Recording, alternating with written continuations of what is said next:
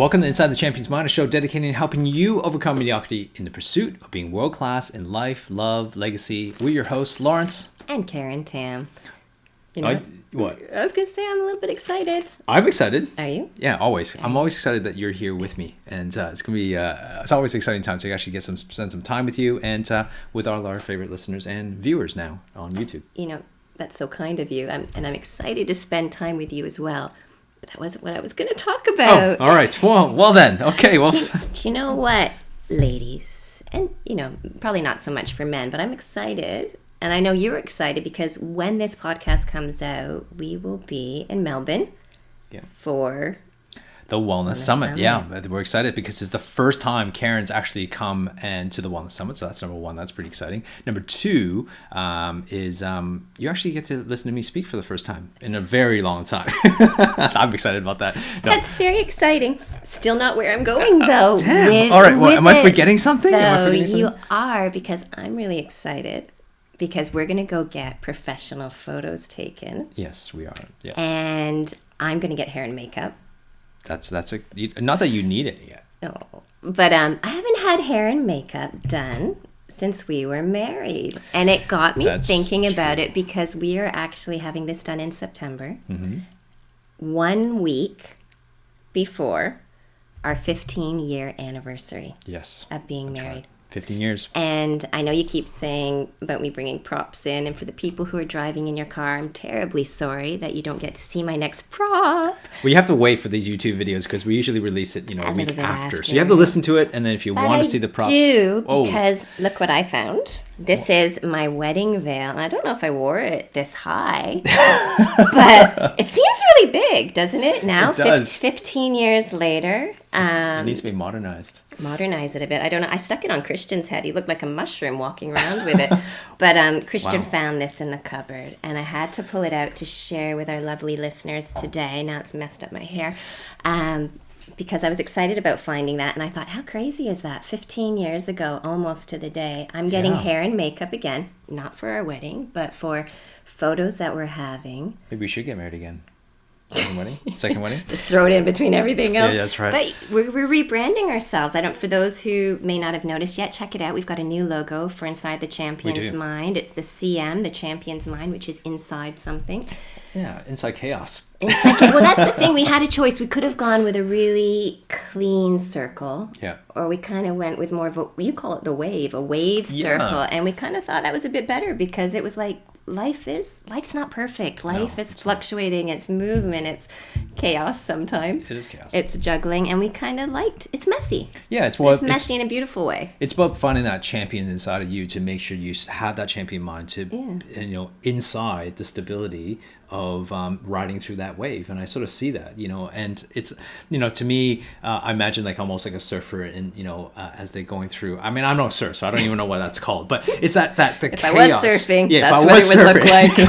That's right. It's I'm projecting myself in the future, right? It is chaos. Like life is chaotic. And especially when it comes to, when you actually add kids and, work and the busyness of everything and life is not, getting easier, like for all of us, and everybody's getting busier, and the world of social media and the world of the amount of information that's pouring into us, and the expectations of people and the world demands on each person becomes very, very chaotic. And what we want to do in the Still in Champion's Mind podcast is to help our listeners to create that champion's mind so that they can, really ride through that wave of chaos in their daily life. Yeah. So we've changed the logo. Check it out. Yeah, check it out. We're getting our photos done. So I'm excited. Kaya's excited to have her hair and makeup done. Christian, not so much. I think. Yeah, I'm not sure if he's not into. Yeah, I'm not really into makeup either. But I thought, how cool is that? Almost to the. It's almost to the day. Later. I think. Pretty much. Well, our anniversary is on the 15th of September, so which is we get to celebrate our anniversary in Melbourne. At the summit? At the summit. That was it, at the summit. Just after the summit. I'll be busy working. But it got me thinking about feeling the love. And I think that's where we should go, because we're talking about life, love, and legacy. We haven't really gone into love and talking about feeling the love. Yep. We got some love. We got some love from people. We are so feeling the love. we want to say, first of all, to start this podcast, I want to say thank you to everybody who's commented on the last few podcasts. It's been an amazing opportunity to, connect with certain people. I mean, I was just in England in Ireland, and there was listeners there. Melissa, hey, how are you doing? That's cool. Oh, and I had little British flags. I was going to wave them. Oh, well, imagine. Earn your props. This has changed the dynamics of this podcast. So I want to say thank you to everybody who's made some comments. And I had, some personal conversations with a few people too as well who have been listening, in Europe and how they have found, the amazing part of what Champion of Mind has evolved to, and also just in the past and how it's affected them and helped them in the past. So I think the past episodes have been amazing with Marcus and Jeff, and so you want to make sure you check those out. But I want to say we felt the love from this one person on YouTube. On YouTube, it was funny because you said, "Oh, I just logged into YouTube. There's comments there." I don't usually check comments, but really, what did they say? So Dale Jackson, I want to say thank you for taking the time. Thanks for taking the time, first of all, to comment for anybody who commented. But thanks for Dale because he actually been listening since episode 1.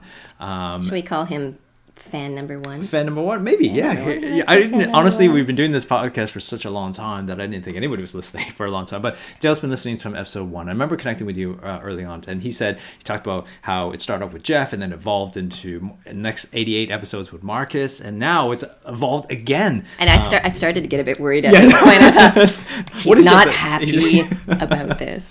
So thank you for being happy about. That's what life is. It's about evolving. It's about moving forward. Yeah, it's about changing, right? You can't stay stagnant, and it's about evolving. And who knows who my next co-host is going to be? No, just joking. I'm joking. Or who my next co-host? That's right. I may be knocked off the podium here. And anyway, so I want to say thank you, Dale, for being a listener for the last 4 years since episode 1. So thank you so much, and I'm really happy and excited that you're still getting amazing value from it. So we love listening from comments from people, interacting with our listeners and fans, because I think that's important, and so that we know what to talk about, and we've been getting a few people who actually wanted to have certain topic suggestions, which is great. Yeah. So we'll take those into consideration, and we'll try to do that in future episodes. But today it is about love. It is about love. It's about relationships. About that. And it was funny. You went to do a seminar somewhere. Well, it's not funny, but you went to do a seminar somewhere, and then afterwards, a gentleman from that seminar. Yep. Posted a good question. Young guy. He's quite young. Yeah, he's quite young. He was probably in his early 20s. It was a very entrepreneurial. It was an entrepreneurial event. Yes. So these are people are focused. They're going places. They're movers. They're shakers. Yeah. Shout out to Jason Gaynard, by the way. I started to disrupt you, but I want to say shout out to Jason Gaynard, who put together an amazing event and curate the types of people in the group. So just to give you some context, 150 top entrepreneurs from around the world. I was lucky to be invited. But Jason has this ability to connect and relationships. This is about a relationship. It's not just about love relationship, it's a relationship with people. And these are high-powered, some people are just amazing entrepreneurs, have done such successful stuff. And he wanted to know, the context was he wanted to know not Jason, but the man. No, the man. I don't want to name him just because obviously I don't have permission. But the question was put out to the group was saying, how do I find the perfect relationship? Because in an entrepreneurial world, there's a lot of busyness, and there's it's not a standard. People don't have a standard job per se because there's a lot of pressure, and we have to work hard. Most people, don't realize that entrepreneurs have to work probably extra hard because you have to work late into the night. I'm sure you remember those days. I feel like getting at like a violin, like. Poor baby. Right, whatever. Yeah. All the moms out there like, don't even talk to me about it, baby. But the stress is on the family, right? Stress is on the family, and so you have to find that right partner to be able to, to kind of be evolve into that relationship and also understand that part as an entrepreneur. So, anyways, that was the question, I think. Yeah, it was. He threw it out. I was a little thrown off by it because I kind of felt like if you've got a checklist, it's not going to work. Yeah, so that's what he was asking. I kind of feel like he was like, I've got my pen, I've got my paper. How do you find the perfect partner? 1 to 10. Who's going to measure up to a list like that? And that's kind of what I'd wanted to say to him. But that's just... No, I'm just joking. I'm joking. But really, I think, yes, it's important to know what you want. Yeah. I think, secondly... it's important to know what your values are and to have conversations about that, which I want to kind of get into some of those things as well. Well, I think, first of all, I think you do have to have values. Like, you have to have strong values for yourself of what your expectations are going to be. Yes. And because, I mean, it's a double-edged sword, though, right? It's I don't know, maybe this is a good conversation to go with, is that sometimes we have too high expectation that no one ever matches it. But there's also too low of expectation that, that person you actually end up with is not it doesn't actually match your values. Do you go out like saying this is what I'm looking for? Like, personally, isn't it chemistry? It's you see somebody, there's a chemistry there, and then sometimes when you go and speak with that person, it's like that chemistry is gone instantly. But and then it's building up that rapport, and then going from there, I think, and then you start finding out, the more you see each other, the more you talk to each other, do you have goals in common? Are your values similar? And I think it is important to talk about your values, especially if your relationship is progressing in the right direction that you want to go in. I 100% agree with that. And it was things he hadn't thought about, though. Like, it's questions you should have with your future partner is, are both of you going to work? Well, and it's hard too, right? Because I would imagine I'm from my memory, he's like in his early 20s, and we met when we were 21, right? So we met on my birthday, or the day before my birthday. Happy birthday. Yeah, thank you. Yeah, it was happy birthday. And birthday honestly, we've been together for 20 years, right? 20 years, been married for 15.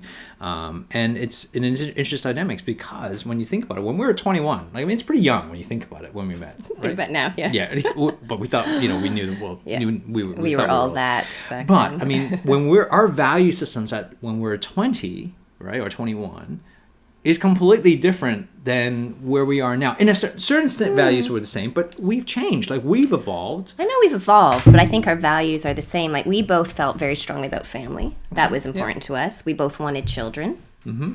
Not right away. No, not right away. No, but we both wanted children. We both felt strongly that one person should stay at home with the children, and that, especially those first 5 years of the child's development and their behavior, who they are with, who they are surrounded with, forms their personality and who they are going to be as a person. And we both were on the same page about that. We did have some different values about maybe possibly raising the children or religion or all those types of things. And I think as a couple, we both talked about it. We learned as much as we could. We read information. And then slowly we did grow together on some of those topics that were different. Other ones we have remained separate on. But the overall big value of what we wanted in life and the type of family we wanted, that's never changed. Yeah, I remember that all of this we talked about in the first date, didn't we? I think so. It was a checklist. I got my list out, so...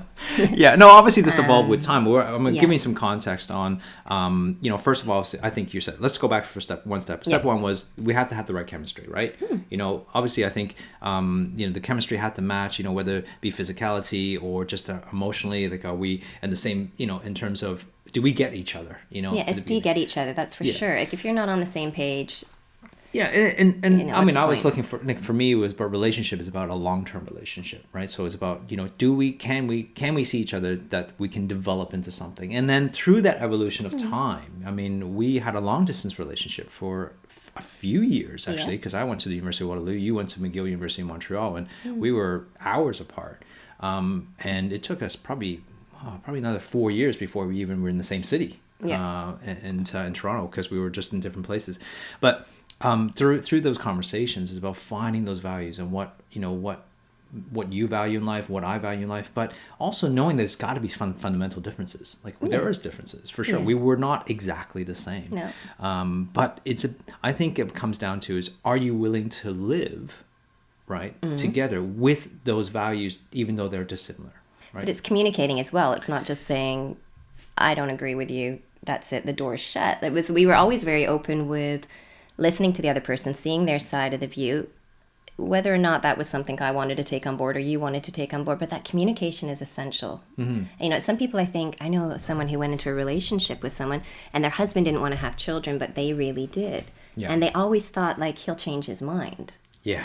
And that's maybe the person does change their mind, but I don't think you should go into a relationship with someone if you've got core values and those core values don't align, and you're just hoping that maybe you can pressure them into changing. Yeah, I think there's core values that has to stay stable, that has to be in alignment, and then there's values that are kind of on the could change. But before you get into, if we want to talk about like marriage per se, like which is a commitment, if you're going to go into that commitment, you got to know that, I believe, anyways, you got to know that those values are gonna, like, you're not gonna change them later. Like, you want to have those agreements of those values At the start. before Yeah. you even fully go into a commitment. That's just maybe my opinion. I assume that that's your opinion too as well. But I think it's also recognizing that there's progression. Like, there's progression of change through time, right? I honestly believe that, who I was in my 20s and my 30s and my 40s now is completely different. But we've grown as a couple because we've purposely done things together. We've done courses together. Yeah. We've had experiences together, which has caused us to evolve. But it's also, I want to honor you though, because you've also, I've been able to do certain things that you weren't able to do. Like, for example, when we first met, I was in university. I was studying human kinetics, and you were studying business and marketing. And one of the things, so I went on to chiropractic college, and then my health views, like view on health, anyways, changed. Okay. But where you might not have understood, but you were willing to come out to seminars, and you were willing to kind of, I'm honoring you because you actually took the time to see my point of view and also challenge your fundamental beliefs around that too as well, which is hard to do because you believed in a certain way, and then there's new beliefs that come through. But you were willing to at least progress with me. Does that make sense? Yeah, but thank you. I think we do that when we love somebody. Because if something is important to them, you want to know about it. You want to understand it. You want to be there to see what are they excited about? What are they passionate about? And because it meant a lot to you, it meant a lot to me. And it might not have been something I normally would have done, but I wanted to be there for you because I loved you. And I wanted to be part of that process. Well, that's what I think is important. Like, so that's what trying to get at is that the relationship needs to not just have like the core values match, but it's also the ability to move together.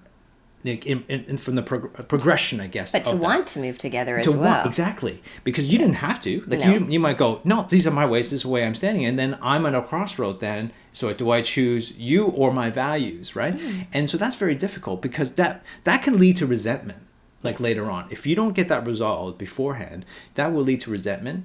And if you didn't want to progress with me, or even it's not even just health views. Like we talked about, personal development, how I progressed, and seminars I've attended that you couldn't attend for whatever reason. It just hasn't gone into sport. Yeah. I will not support you when it comes to sport. I draw a line somewhere. The same way you draw a line to all my decorating shows and exactly. We know we have our separate lives as well. We need those. But I'm willing to live with that. So I can let that slide. We can agree. And there's compromise, and I think that's what relationships about is about finding that compromise. But it's the commitment and willing to commitment to move forward because of the person.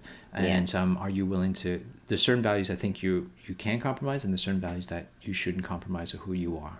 Yeah, that's true. And you know what? Wow. No. I'm just thinking. I'm thinking about the kids and like what we tell the kids, because we try to set a good example of letting them see us in our relationship, because I think it's important for them to see what does a functioning relationship look like. Yes. And sometimes we fight, and Christian goes, don't fight. And I'm like, we're not fighting, we're having a discussion.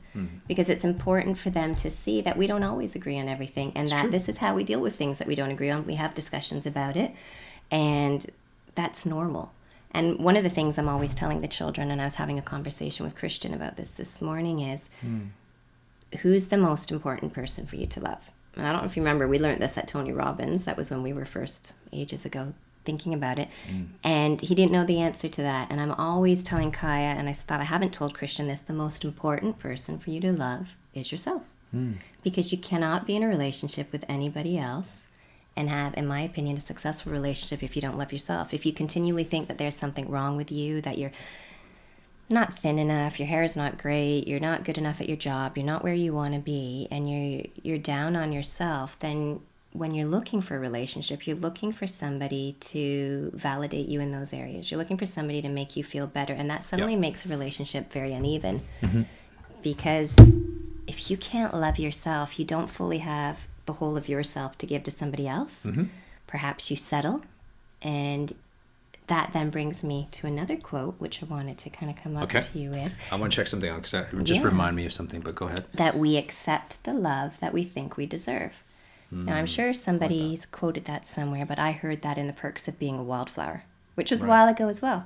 But that's always really, really stuck with me. And I thought, how true is that? We do accept the love we think we deserve. Yeah. And so if we don't think highly of ourselves, that's what we're going to be attracting into our life. Is we'll think that's that's all I That's all you deserve. That's as deserve, good yeah. as that's as good as it gets for me. That is so true, and I actually, it's funny because I just I was going to say I read this book, but I didn't.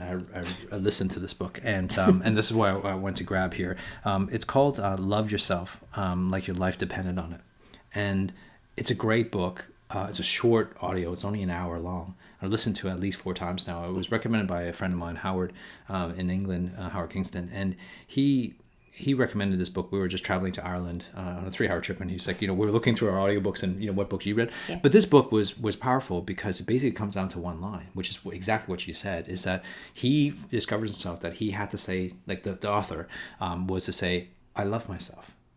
I love myself. I love myself. And he just repeated that over and over again on a consistent basis. And I've been trying that on actually in the last month. It's uncomfortable. I think it's weird, isn't it? It's Yeah, weird. it's weird. It is weird to say. Try staring yourself in the mirror and tell yourself that. It is weird. But I honestly, it is something that's really truly. It shouldn't be weird. Like I know when you talk about it, but I'm glad you said it because it is weird, but it shouldn't be weird. No. Right? At the same time, because we should love ourselves. Well, that was the same funny look I got from Christian because I said, you have to love yourself first, and he was like, huh? Like. That's just a bit weird, Mummy. And I'm like, no, it's not weird. This is so important. Yeah. Learn to love yourself. And I've been meditating on a daily basis on this. So every time I meditate, like as I breathe in, I say, I love myself. I love myself. Or even if I'm on a plane, like just last month, just a couple of days ago, or even any like moments of like silence, I'm just going to go, I remind myself, I love myself. I love myself. And I want to repeat it so many times. And this is what he said. He repeated so many times for over so many years that you just basically own it. You own it and believe in it. And it is so sad, right? And I'm fully meaning this, that it's uncomfortable for me. It is so sad when you think about it that it's that I love myself, like that statement, it's weird.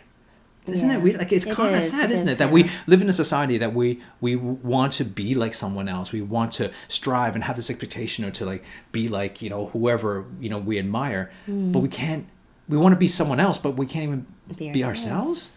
It's weird. And I wonder what that would do to the chemistry in your body, because you remember like a while ago when they were labeling water and they put the word love or they put the word hate, and then they would show molecularly like the crystals that would form, and everything with love was gorgeous and things with hate. So repeating that self to yourself in your mind, I really wonder physiology, what's that doing to your body and the way you're rewiring things. Well, that's what I'm trying to do. Like, I honestly, when I first read this book, that's why I read it 4 times. It's because I want to remind myself to rewire my brain. Like, I want to rewire those connections because really, like, and it's not just about a love relationship. I know we've been talking about love and relationships, but this applies to friendships. Right? Friendships, and also just being, I'm a speaker, so I get to, be in front of an audience. But if I can't honor myself, if I can't learn to love and serve the thing, I don't believe in my own product and what I'm saying, then people out there are not going to get me either. But that's disingenuous, and I think people pick that up. Exactly. Because you're not connecting with who you're projecting and what you're saying. It's just not matching up. That's right. And it's a good point with friendship as well, because there's a lot of friendships, and maybe you have some people in your life like this where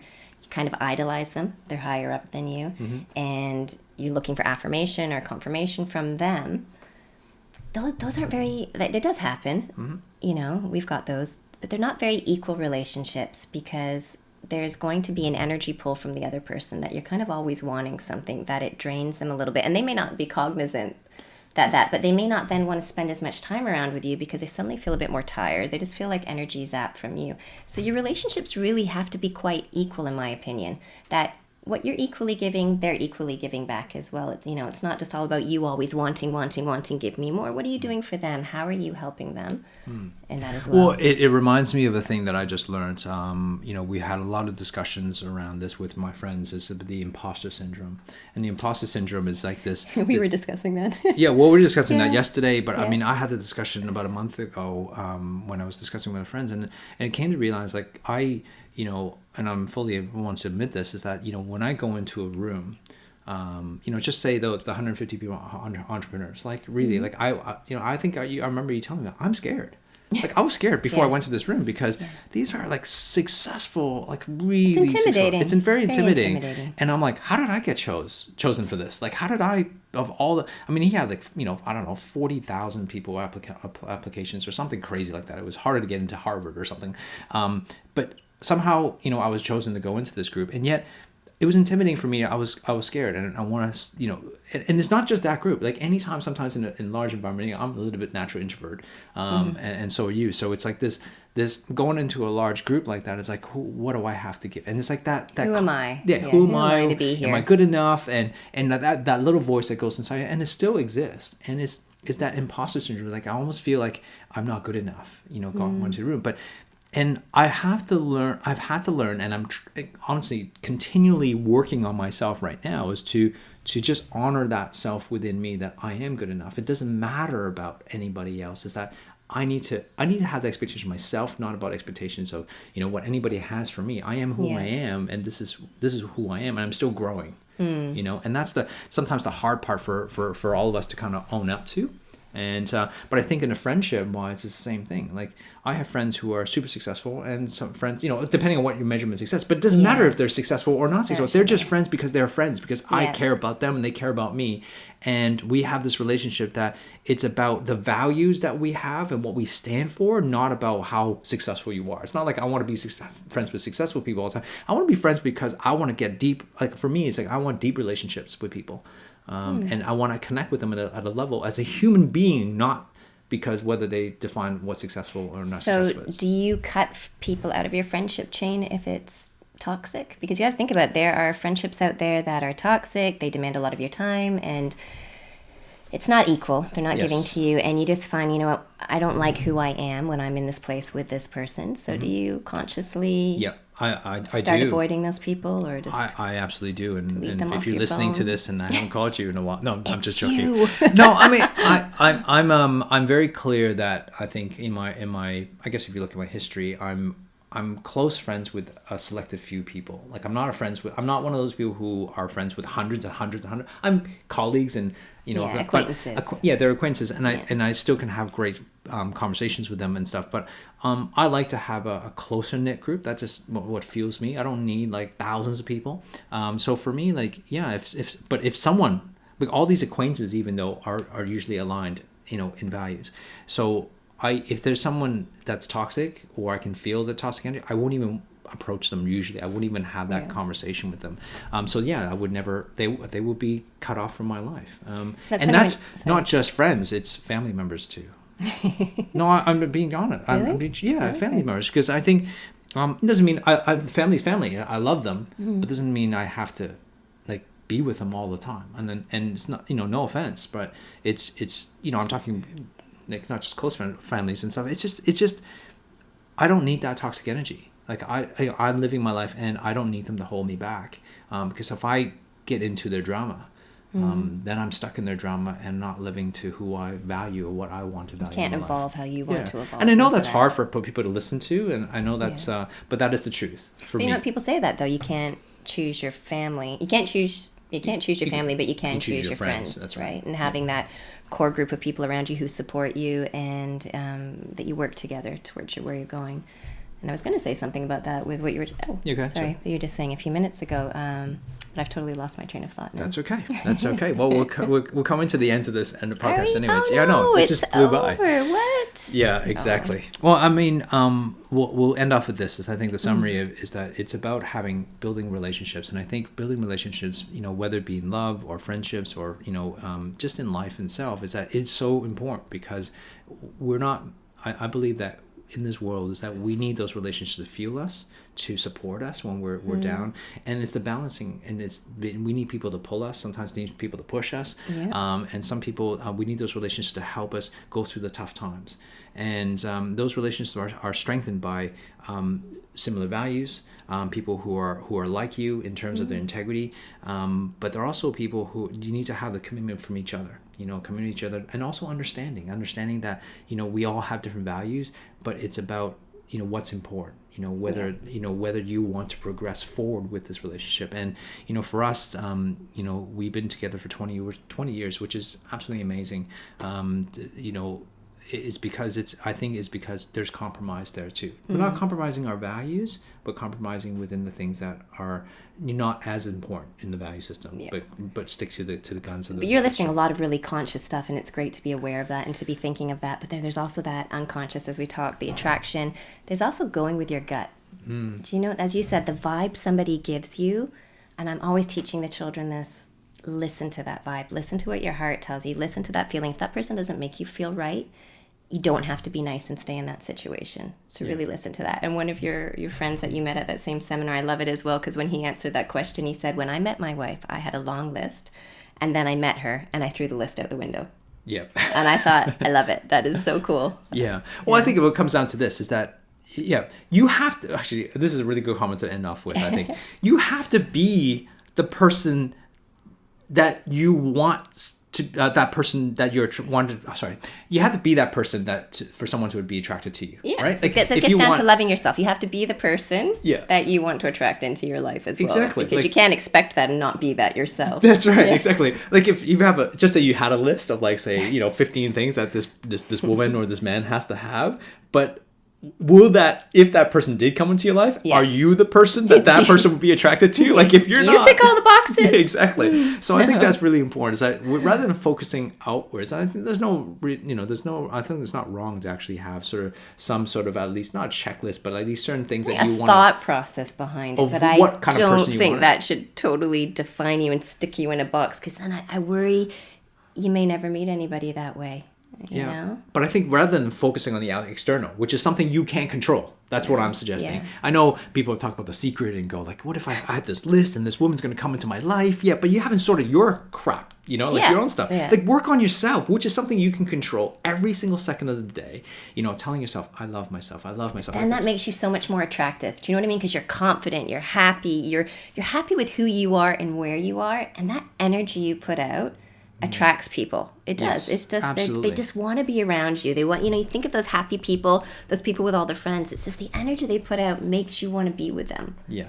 It's just something, you need to be near them. Yeah, and I'm sure all this has happened to you, every single listener here, is that there's certain people you just go, I don't know what it is, but I'm attracted to this person. Not necessarily like in a loving sexual way, but it's more like I'm just attracted to this person because they just got so much energy. And I feel so good when I'm around them. Yeah, as well. Exactly. And certain people do that to you. And so it's about, and then you might want to question, like, what is it about that person that makes me attracted to them? Like, why do I want to hang out with that person? What is it? And then looking at those qualities and finding it in other people as well.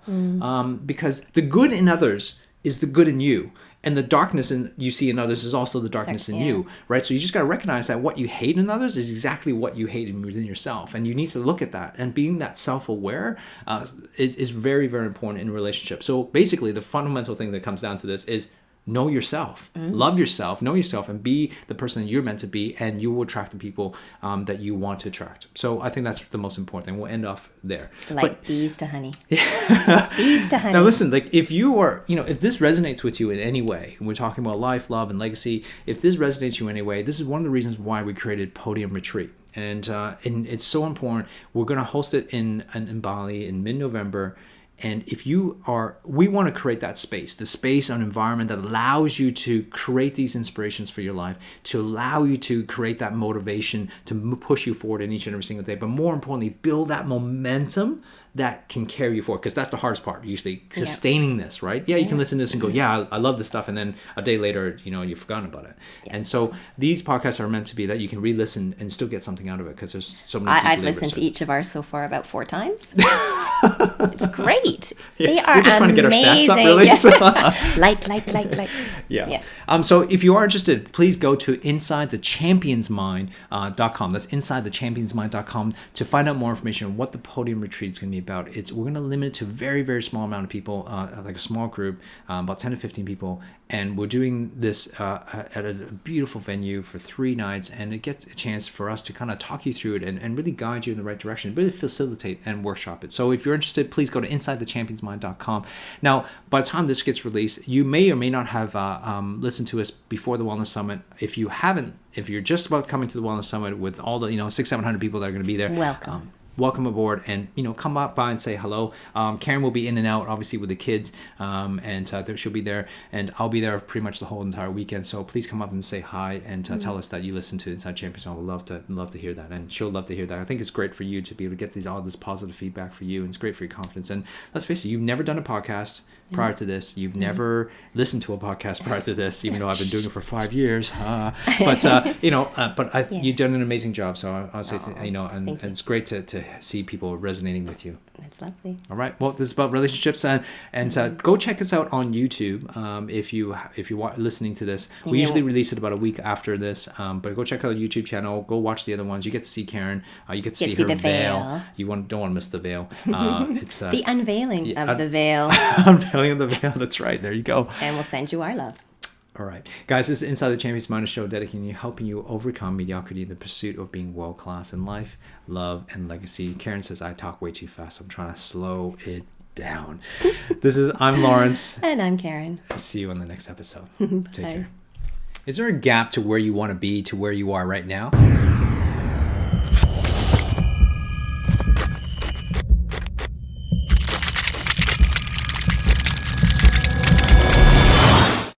I'm Dr. Laurence Tam.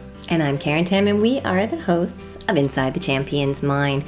You know, we're shooting a very special message for you today. We were outside. The wind was blowing my hair. It was very messy. I couldn't see anything. And I thought, we're going back to the Champion's Lair because we need to tell you about something. Now, I know a lot of you might be feeling in life that you're maybe lacking a little bit of clarity. Perhaps a little bit of direction, not knowing where you want to go, or you do want to create a legacy and you're not sure how to go about it, because let's face it, we live in a busy, very windy world, and it's important that we have the time and the space to think about what we need to think about and to get where we need to go with the right people.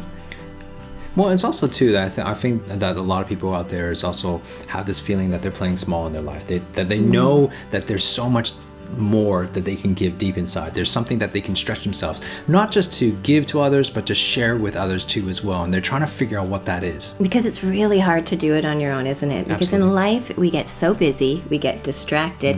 And when that happens, we're disconnected. We're disconnected from ourselves, from each other, for our family, and with our friends as well. Well, and that's the thing. It's about creating that space and being in the right environment, and also being around people that allows you to find that inspiration. And I'll give you the tools and strategies to help you develop that. Not just the inspiration that will pull you, but you want to be able to create the right motivations each and every single day to push you as well. But more importantly is to have a plan of action to build momentum.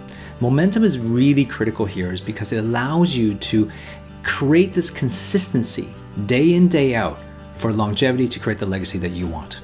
And there's no point worrying right now if you're thinking, it's too late, I've missed the boat, I woulda, coulda, shoulda. Doesn't matter, the past is in the past. But having said that, life is small. It's finite, it's not infinite. So when are you going to make a difference? When are you going to decide that you're going to put yourself first, that you can no longer live with having those gaps in your life? Well, this is why we created the Podium Retreat. The Podium Retreat allows you that space, that environment, hanging with the right people, and also giving you the tools and strategies to allow you to help you rediscover yourself, connect, and really discover long life relationships with your friends, with your loved ones. And it's about helping you craft that legacy that you desire, the legacy, the life that you want to know, that when you leave this earth, that you know that you created a life that mattered. And it's happening right now, this year, one time only in November for a few select people. So if you are interested, please go to InsideTheChampionsMind.com. That's InsideTheChampionsMind.com. It will give you all the information that you need to make a decision on why you should come to Podium Retreat. If this has intrigued you in any way or resonates with you at all, please go to InsideTheChampionsMind.com and find out more information. I hope to see you there.